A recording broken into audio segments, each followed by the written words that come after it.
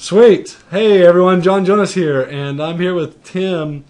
We're going to talk a little bit about outsourcing and do a little case study with Tim and what he's doing. Your video looks great, by the way, Tim. Thank you. And that's a sweet background you have. I love that brick where you are in your office. That's very cool. Thanks. Okay, so Tim has a team of guys in the Philippines working on his business, and I'm gonna kind of go through some of the questions that I like to talk about that gives us good answers, insight into your business and how you're using Filipinos to work with you. Is that okay with you, Tim? Sure, that's great. Okay, sounds good. So first of all, what are you guys doing? What do you do for your business? I know I met your partner David, your business partner David. What's your business? We have a company called Third River, and we do web design, social media marketing, and local search optimization. And we also just built a reputation management program that we call We're Local. So those kind of four areas that we work on for our clients, and our target is the local business owner, the kind of the Main Street business owner. Okay, sweet. So local business marketing, it works really well. Yep. It's a good business. I know it is. And you have, how many people in the Philippines do you have working for you? We have 3 currently. How important are they to your business? They've been really important in the ability to kind of offload or outsource some of the repetitive type tasks that would cost us way too much money here to do. So it's been a really important part of kind of how we've gotten out and been able to provide the value that we do for our customers. Okay, sweet. So in getting started with this, let's talk about the hiring process. When you started hiring people, what's the process you go through with people? What have you done to get people working for you? Well, do you want to talk about where kind of how I found them, or just kind of once I get to that point, like an interview process, or what would you like to? Yeah, let's kind of talk about the interview process. I think Okay. people know where to find people. Let's talk Sure. about what you've done. Okay, so essentially, what I do when I find somebody that looks interesting, looks like they've got some good skills or experience or different things, then I'll contact them usually via Skype. And reach out to them, say, hey, are you looking? And then once that connection is made, if they are, then I've got kind of a checklist of business or of questions that I go through with them that I'd be happy to share with you. Totally. Can you talk about them? Yeah. Yeah, absolutely. So let me just pull it up really quick here. Oh, sweet. You have a document and everything. I have a document and everything. It's kind of my cheat sheet.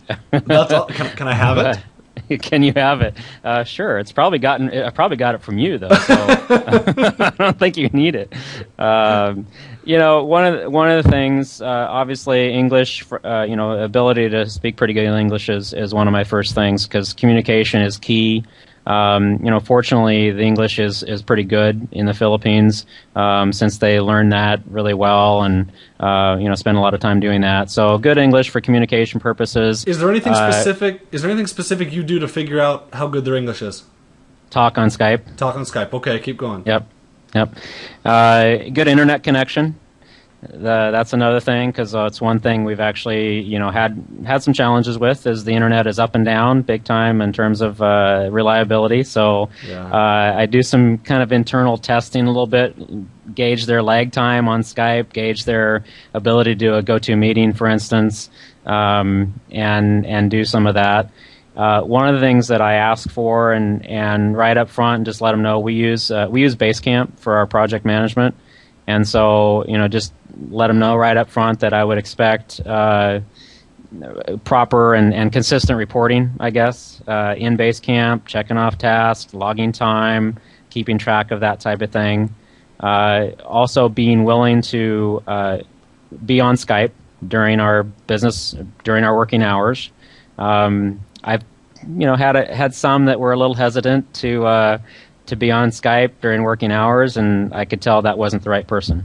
So you have them work during their nighttime, and I do. Okay, all right. I do. Now I didn't always do that, so I was driving myself crazy because I said, well, you could work whenever. Basically when I first started out, you could work whenever, and this is a great deal, whatever, but I was just driving myself crazy because I was working all kinds of different hours in the communication process.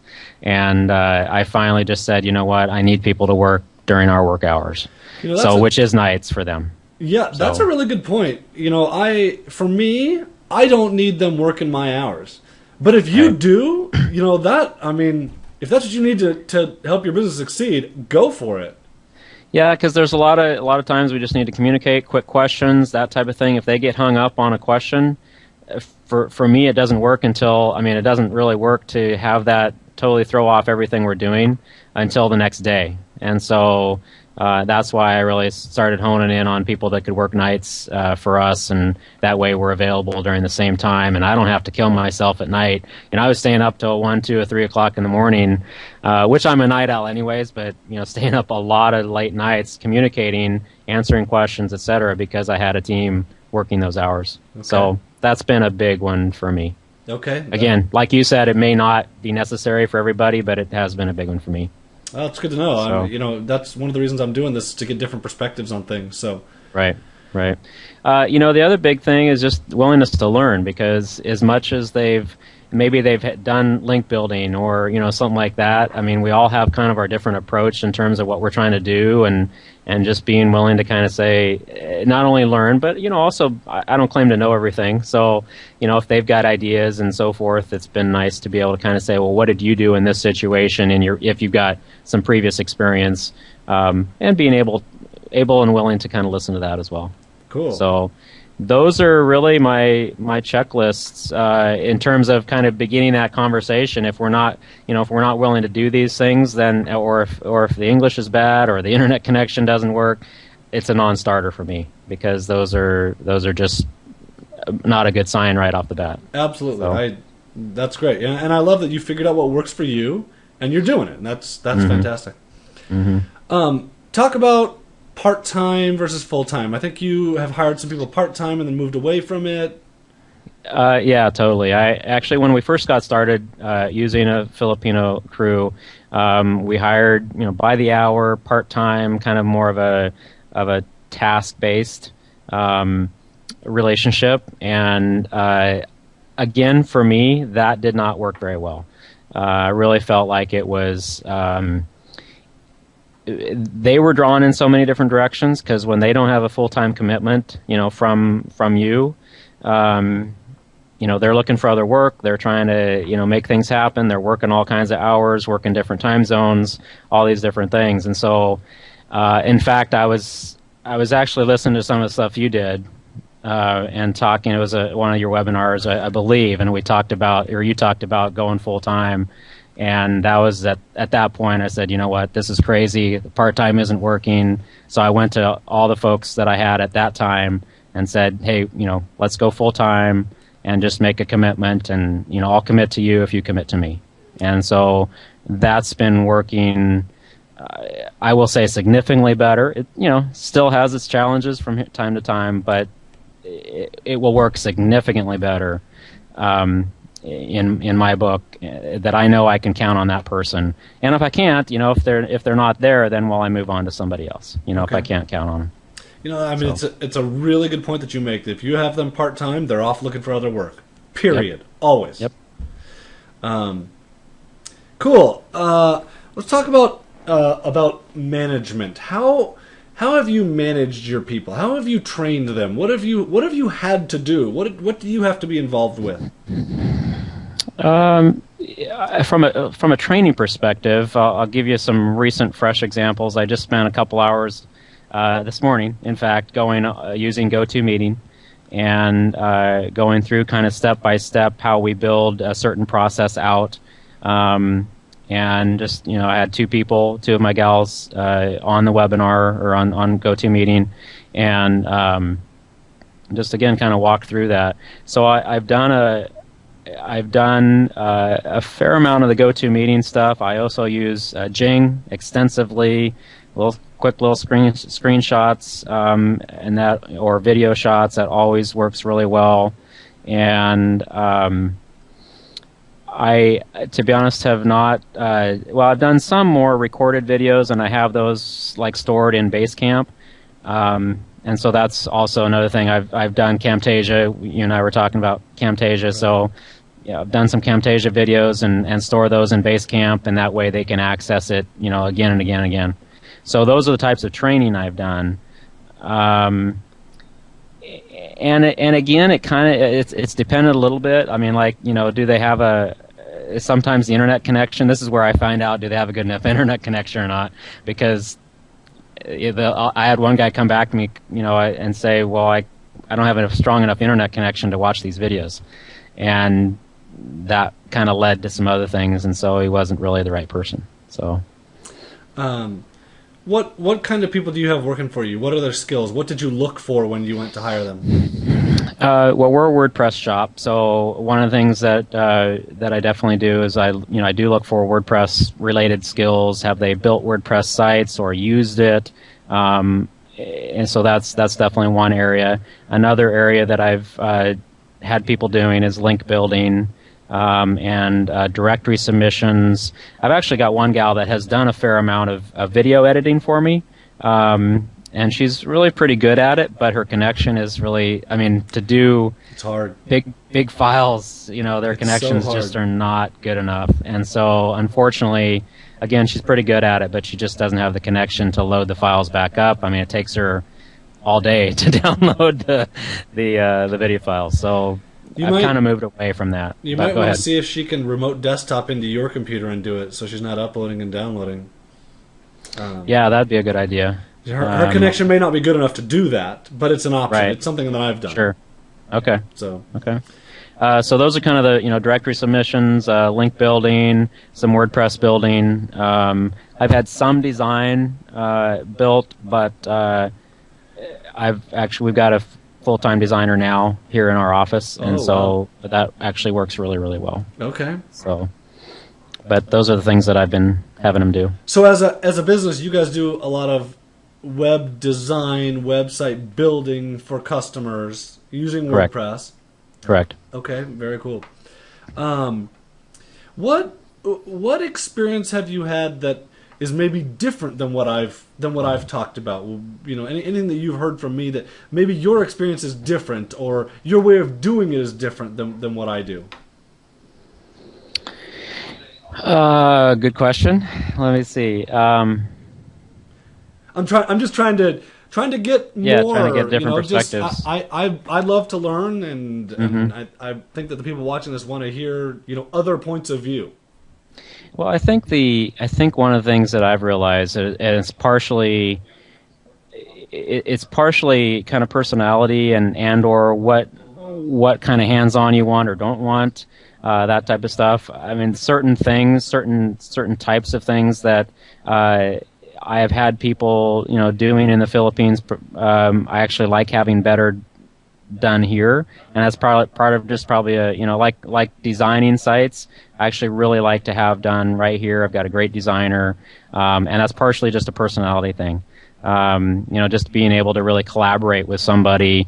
I've found it a little easier to do here than even if you've got Skype and all these other things. It's still, when they're sitting across the desk from you or across the room from you, it's still easier. Okay. More expensive, sure, right. But worth it in my mind. Cool. So, if that helps at all. No, totally. That's super helpful. Because I think people going into it, I think they just may find that everything maybe that you say or somebody else says may or may not fit their personality, or and I think there's some things, and you probably talk about this, but some things that are done really well in the Philippines, and you do talk about this because I know I've heard you. Some of the things that they do really, really well, and other things that maybe they don't do as well. So I have a hard time getting videos edited like you do. I've talked to a couple of people recently that they have some really great experience getting videos edited over there, and I just haven't had it. But well, yeah, like I said, she's actually pretty good at it, but it's just that internet connection and the ability to kind of load files, and we could have them all loaded in not very long, here, right. And so it's just a difference, certainly. Right. But. Any advice that you can give people? Is there anything that you've kind of learned that is different than what you thought in the beginning? Is there anything that maybe you can offer to help people? Yeah, I think, again, just, when you go into this process, kind of pick and choose a little bit what you really want done in terms of working with your team. And I think it's really, really important to have kind of a checklist that I shared earlier. What are you really looking for beyond the skills? Because, I mean, the skills you can teach, but if they're willing to be accountable by reporting with you daily. I actually use I've built a daily report form that they go to every day. It's based on your questions, and they just fill that out every single day. And it gives me a sense. It comes to my email, and I can get a sense immediately. What's kind of the summary of what they worked on? What time did they spend on whatever? Again, just kind of summary. What do they need help with? Do they need more tasks? And I get that daily coming in. So that kind of ability to communicate as well. Just a quick recap. I can look at it the next morning or at the end of the day and just say, yeah. And I think that communication is really important. I think the folks that I've worked with, that I've had good success with, are willing to do that communication. The ones that I've ended up having some challenges with kind of tend to say, I don't really want to do that. And and yet it's that accountability and everything. So that's been an important step for us too.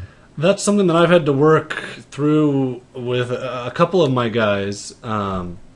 Is that daily communication where some of them just don't want to do it. It's just hard for them, and I know they're doing the work. I know they're working. Yeah. But for me, I like to, and again, I'm not trying to be a control freak or anything, but I just like to see a summary without me having to go to base camp and kind of go through everything that they've done. I just want to see a quick summary. I'm busy. Let me know if you need more tasks, what questions you've got, what can I do to make your job easier? That's another question that I ask. And again, I think that's straight from stuff that you've talked about in the past. I like that. Let me know if you need more tasks. I also like that idea of a summary. I need the summary because I don't want to have to go digging for everything. Right. This has been great, Tim. Thank you very much. I appreciate it. Any last things you want to say? Anything that I think your video's frozen on my end at least. Oh, really? Yeah, I just see a great picture of your face. But that's video's whatever. Frozen. I don't know what happened. Who knows? I guess I would say that, outsourcing can work. Just go into it with the right expectations and know that it can definitely help. Your business. It has helped ours. But have realistic expectations, I think, is something I would just add and go from there. Very good. Well, thank you very much. I appreciate it. Sorry, my video is frozen. Yeah, I don't know. At least it's a good picture. You're not like, so we got a good picture of you. All right. Thanks, Tim. I'll talk to you later. All right. Thanks a lot, John. Bye.